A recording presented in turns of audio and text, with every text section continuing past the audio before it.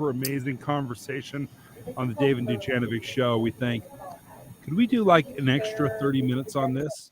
And yeah, we can do an extra 30 minutes on this, Deb. This is John Dougall. He is the state auditor for the state of Utah, and he's agreed to join us and answer your questions as well about school fees. And specifically, we want to dive into a discussion Dave and I recently had about school fees at the university, the college level.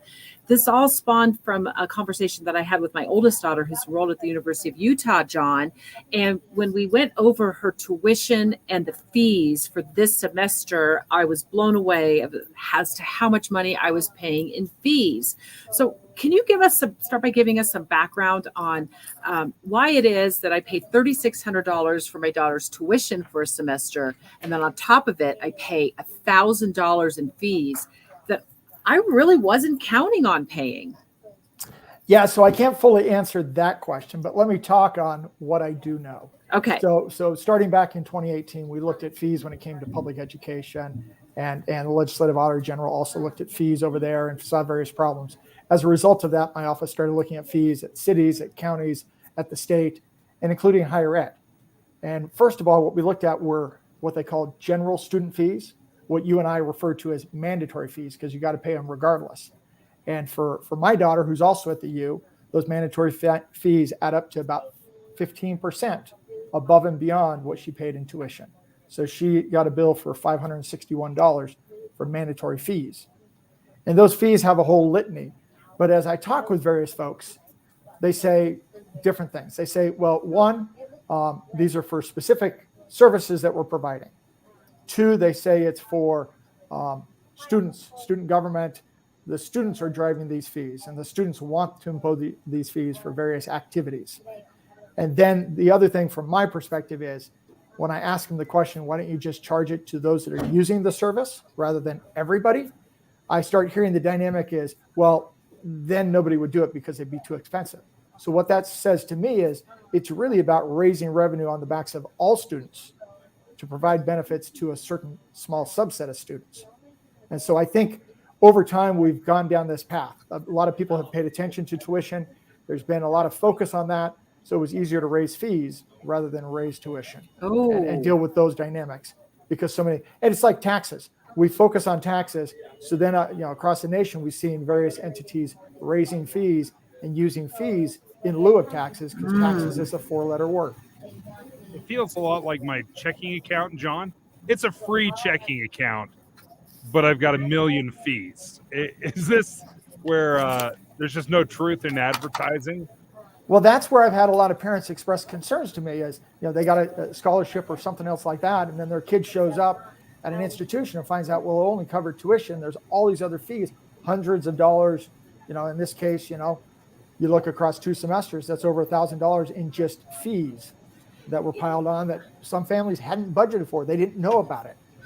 So let's go over, David, John, some of the fees that I saw. And John, you probably saw some on your own daughter's bill. So the tuition bill for my daughter, Katie, who's a pre-med student at the University of Utah, the tuition itself was $3,600 for this semester, this spring semester. And then I started adding which is about the same as my daughter. Okay, so we're in the ballpark, right? Then I've got on top of her chemistry class, she has a $75 chemistry fee. And then there's a $60 flex online program fee. There's a materials fee, which I'm assuming is for class materials, of almost $300. And then there's this wild fee that just bugs me. It's called the student success fee.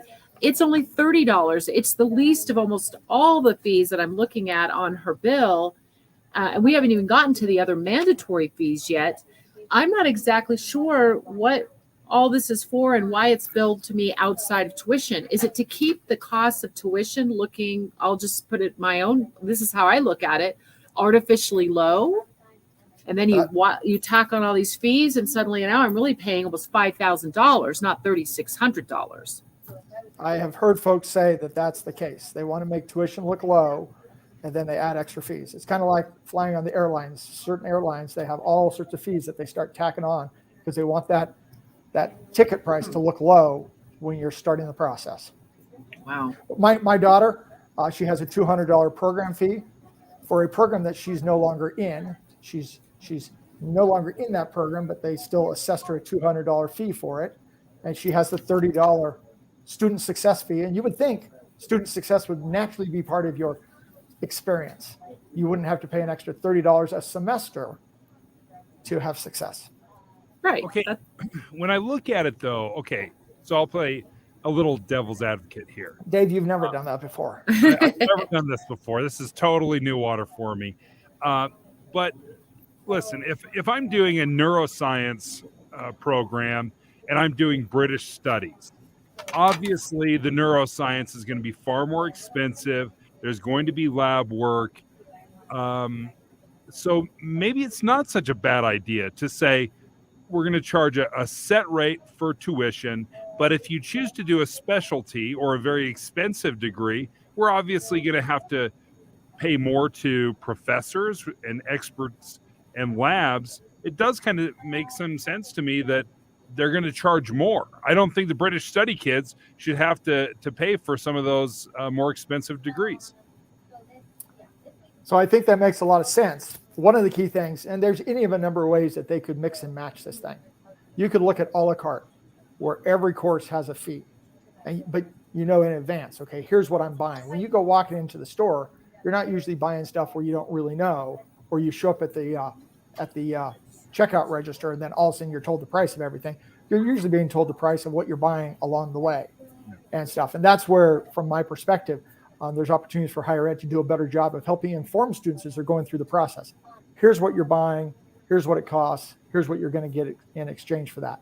And that's where, when we think about voluntary fees, makes a lot of sense, because you're voluntarily choosing to say, I want to engage in that activity. I want to buy that good. I want to buy that service. And you pay that fee. And we're kind of used to that. It's then when you get into the dynamic where you didn't really know what it was, it all of a sudden starts adding up. You're not sure what it is you're really buying. That then I think you start adding to the concern. Another layer that I like about that, John, and if you did divide it and segment it out and show, okay, this is what this course would cost, I think it would also help you realize, okay, this is going to be an expensive course. I'm going to look at the return on investment. Is this really a course that is going to help me get a better degree, push me in a more high-paying job later on? But I think too often, because we have this flat fee, this flat tuition, we lose the return on investment. Because obviously, if I'm a neuroscientist or a neurosurgeon, that's going to be different than if I'm a sociologist or end up getting a teaching degree. You're going to see it like, oh, what is the return on investment? And that's part of the reason I hate flat tuition. Mm-hmm. Well, and I think you bring up a good point. We're used to differential tuition when it comes to like getting a law degree or an MBA or a master's of accounting. You know, those graduate degrees, we're used to an extra price that you're being charged for that, because you know what you're paying and what you're going to get for it. But what you're describing when it comes to undergraduate, we're not usually used to that. But the simple fact is, I was an engineering graduate, bachelor's, master's in electrical engineering. Okay, I was able to demand much more on the market when I came out with my degree than, let's suppose, if I were an English major or a history major and stuff. And so you're absolutely correct in some of those things, but largely our institutions haven't wanted to engage in those kind of discussions at this point. Well, I just think it's about transparency personally. So we know, our kids know how much we're going to be paying. And if it is going to be $1,000 per semester on average for fees, then you're going to add $2,000 a year if you go 4 years or 5 years, which many students are now. It's like a car loan, right? They're being extended to 5 and 6 years. Many students are graduating after 5 years. Well, that's $10,000 additional dollars in fees, right? Even higher. Or 6 or 7 or 8 years to get a bachelor's degree.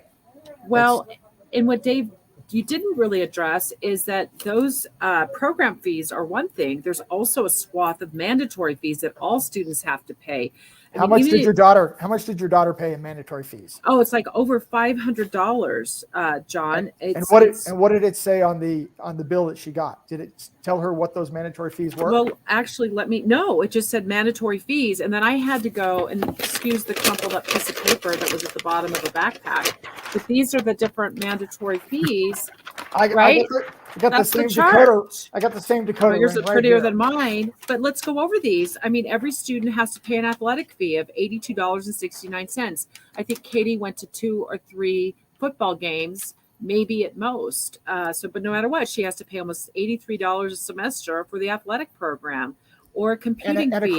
across the typical tenure for a student to get their degree, you're going to be paying probably upwards of almost $1,000 for access to for those athletic fees, semester after semester after semester. Whether she goes or not, it all adds up. That's $82 per semester. Plus, under the mandatory fees, there's a fine arts fee of $17.50. What's that for? Right here, I'll tell you. Supports various arts and cultural resources on campus, including the Arts Pass program. This program fee provides free and greatly reduced tickets to all matriculated University of Utah students. So there you go when you start digging into it, but they're assuming you're going to go off to some fine arts activities. There's a $15 mental health fee that kind of baffled me. I mean, it's great if they're offering resources, but I'm paying for this and I was unaware, and I say I'm paying for this in many cases, the students are paying for this. I was unaware that there was mental health resources that could be used, or this rec fee for $18.81. I mean, these are the mandatory fees that everybody pays for, that even when I asked my daughter, we're both in the dark on what this is actually, what's available to her as a result of paying these fees. The schedule right here breaks out 15 different mandatory fees. When you talked about that over $500, breaks out into 15 things. And you've got this list, but then you got to go find something else that starts telling you what they actually mean. So Dave, going back to the story about the grocery store, this is like the exact opposite. You show up, you get that $500 fee at the checkout register, and you're going, well, wait a second. What's in my basket? What do I get for it? It's in my basket, but I don't even know what it is. Debbie's there talking about the mental health fee, didn't know that there were mental health resources available, nor what it really provides, but hey, she paid $15 per semester for it. I think a lot of people would look at it and say, oh, it's only $15. It's only $18 there. For what it offers, again, you look at $15 per semester to have mental health resources.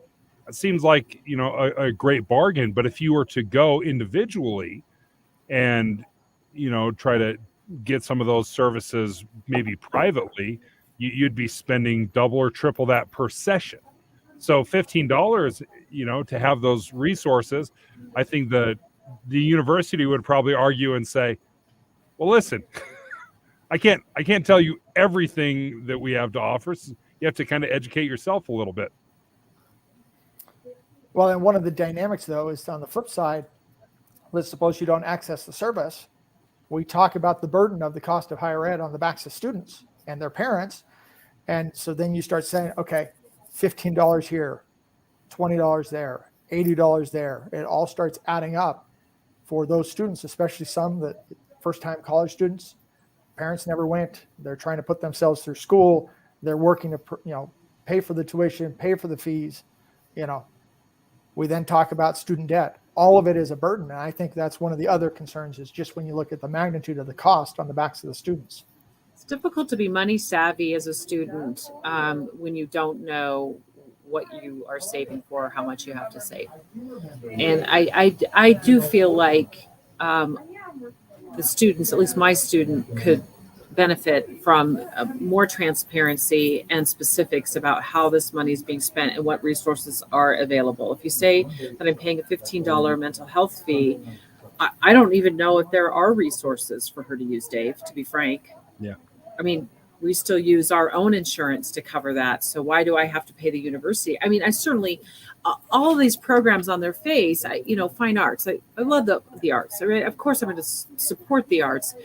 That's really not my beef. My beef is I'm paying $1,000 extra a semester for my daughter to go to the University of Utah.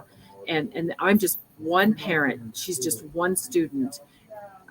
Why? And tuition, John, this is something else that kind of bothers me is we always talk about, well, University of Utah, for example, has some of the cheapest tuition in the nation. But it's an average of like $8,000 a year, some of the details that I see when I Google it.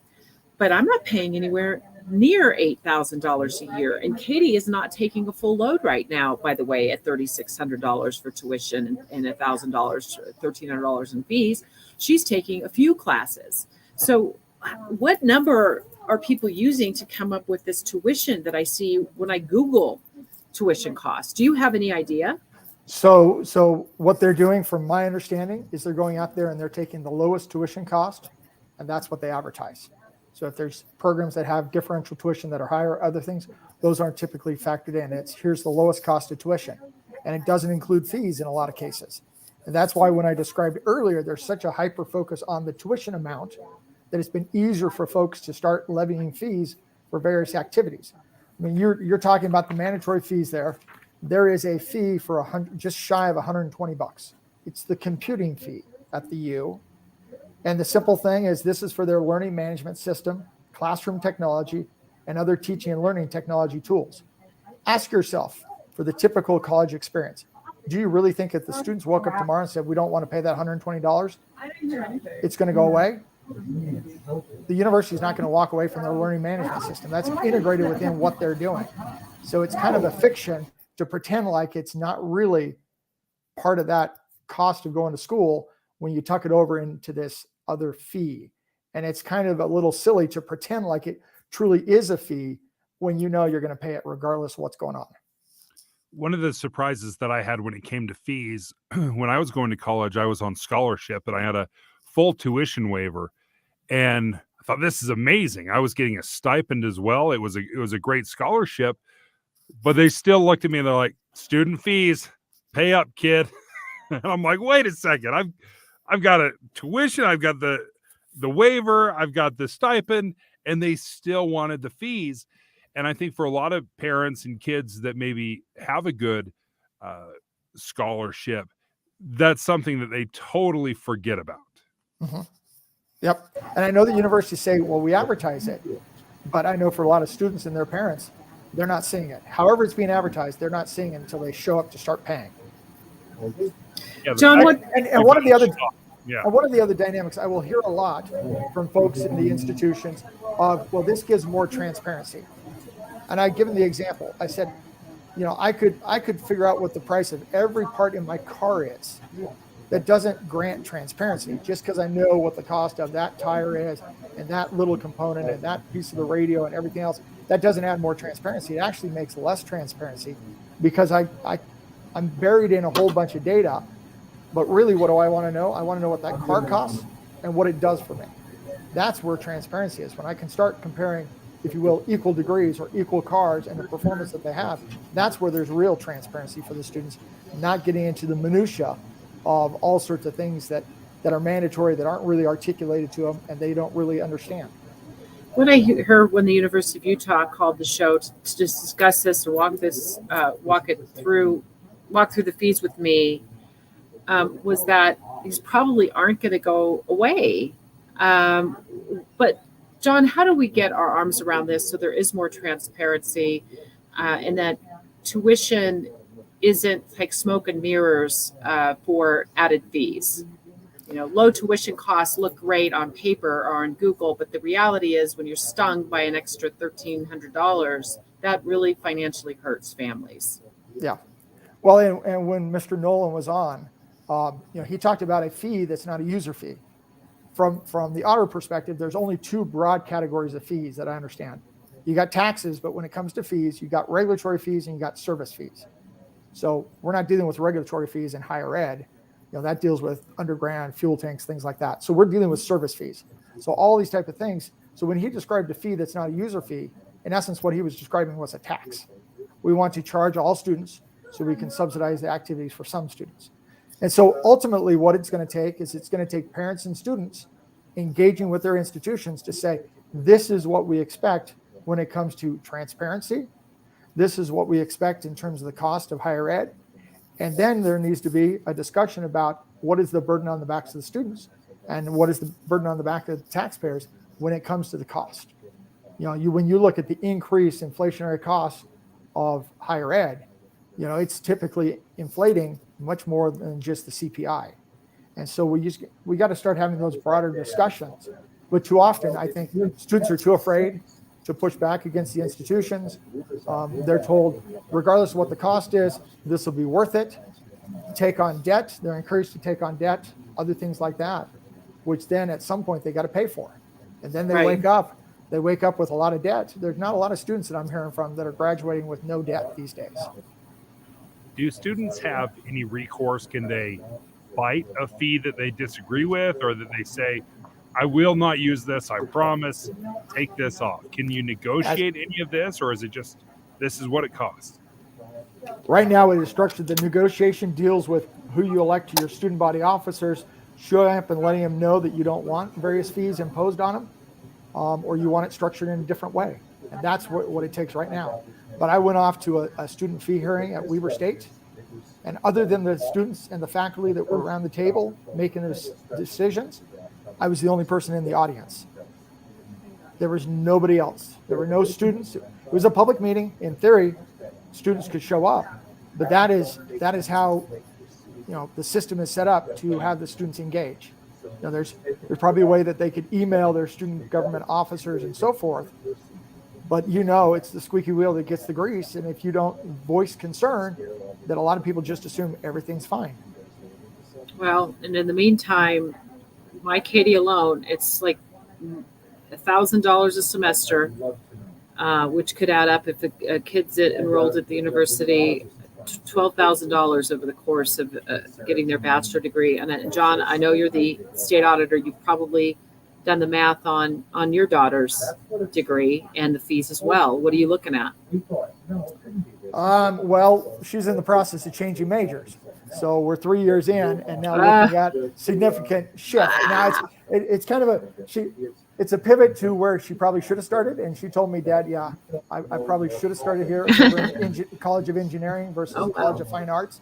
Wow. But it's that kind of crossover between film and gaming. So she's looking at game design and all that artistic and engineering related with that. But it's a pivot. So Debbie, to be blunt, I haven't added it up right now that we're shifting. Well, and if she is shifting to the College of Engineering, she will still owe, under her mandatory fees, $17.50 a semester to the College of Fine Arts. Yep. There you go. And athletics, and she doesn't go to athletics at all. She has absolutely no interest. Yeah, almost $83 per semester just for athletics that she'll never participate in, she'll never attend, she'll never watch.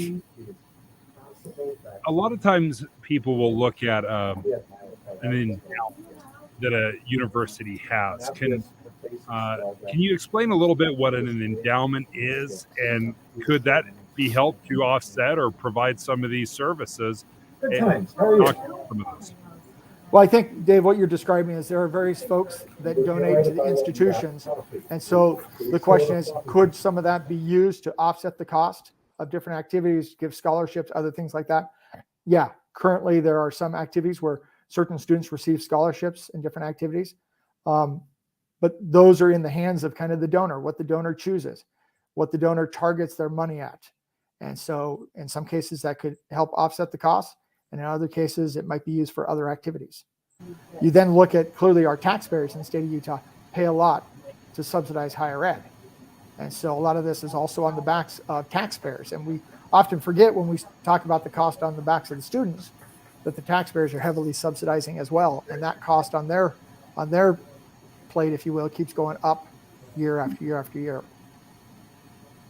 Why do we so heavily subsidize higher education? I think all of us can understand, K through 12, but where higher education is so personalized, why so much money thrown at higher education? At some point, don't we need to say, all right, we've paid enough of your education, we're cutting you off? Or is that just completely unrealistic to ask a higher education, a university or college to pay for themselves? Well, let me step back. You kind of have this interesting dynamic where the interests of the institutions are not truly aligned with the interests of the students.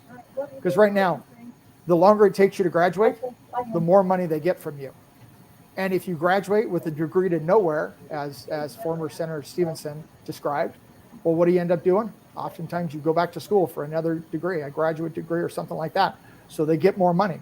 And so the sad commentary is the interests of the students getting through quickly and graduating and landing a successful job aren't necessarily aligned with the institution. Now, there are some institutions across the nation, this is pretty early, but they have these things called income share agreements. And what it says is, we'll get you through quickly, and we'll get you placed in a job.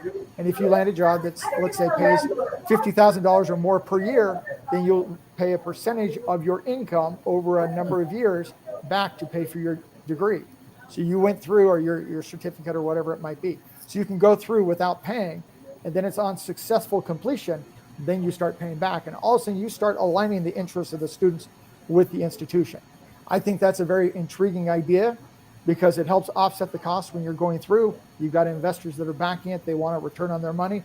They want successful students. That's I think has a lot of merit, but we need to discuss that because it's a new concept. It's a new idea, and we're used to the old way that we're doing it. And clearly we're inflating kind of what it means. What used to take a high school degree in the past, now we're expecting a bachelor's degree. And so right now for lots of entry-level jobs, you might have done a high school degree 20 years ago. Now we're just screening those folks out, saying you got to have a bachelor's degree. And so regardless of what it is, we're expecting more and more kids to clamor for that white collar degree, if you will. And we also forget that there's a lot of blue collar jobs out there that pay significantly better than some of these college degrees. You go to some of these tech schools and you can actually land a very good job. I mean, I used to joke with folks, as I said, my background's electrical engineering. Okay. It's easy to offshore that to any of a number of countries, that type of work. They're not going to offshore your plumbing and other dynamics like that. That's going to be there at your house. It's really hard to fix your car remotely, but it's easy to program your computer remotely and stuff. And so we forget it, and we've, I think spent too many years looking down at folks that go into those disciplines. That, man, you can have a good life and a good career and make good money and not take on the burden of some of the college experience, the debt that comes with it. And we need to recognize that there's different opportunities in higher ed or post-high school learning for lots of students. Well, John, thank you so much for joining Dave and I for this continued conversation about school fees and other alternatives to college and higher ed. I think it's just important parents ask the question, and that's where we need to start. So that's my call to action. If you have a child that's enrolled in a community college or a university, no matter where they're attending, sit down with them and dissect that bill with them, because I think too often it's too easy to just have them write the check or turn to their scholarship fund or financial aid. And the $1,000 here and the $1,000 there gets lost in the conversation. And when we aren't aware, we can't take action. And then the second step is participating in these discussions, like the one that you went to at Weber State University, because unless your voice is heard, no one's going to do anything about it. Yeah, every public institution in Utah has a fee committee. So go show up, speak up at those fee committee hearings. Let the Board of Higher Ed know when it comes to tuition and mandatory fees. They're the ones that approve that. Let them know. Yeah. $12,000 goes a long message. Cut. Well, or at least be very transparent, because when you're a student enrolled and you've got a lot of other things to do, you're the parent trying to figure it out. I know it's hard to see this fee schedule. John, maybe you can hold yours up because mine's chroma keyed out there. I mean, come on. Like, I don't know what the fine arts fee is for. I don't really know why that health fee is $20.48. And let's raise awareness about what these fees are going for, how much money they really need to collect and why. I'm super glad that I don't have any kids in college right now. You guys are just kind of suckers. That's the message I'm getting. That's what I'm receiving. Give it time, baby. Give it time. Yeah, that's right.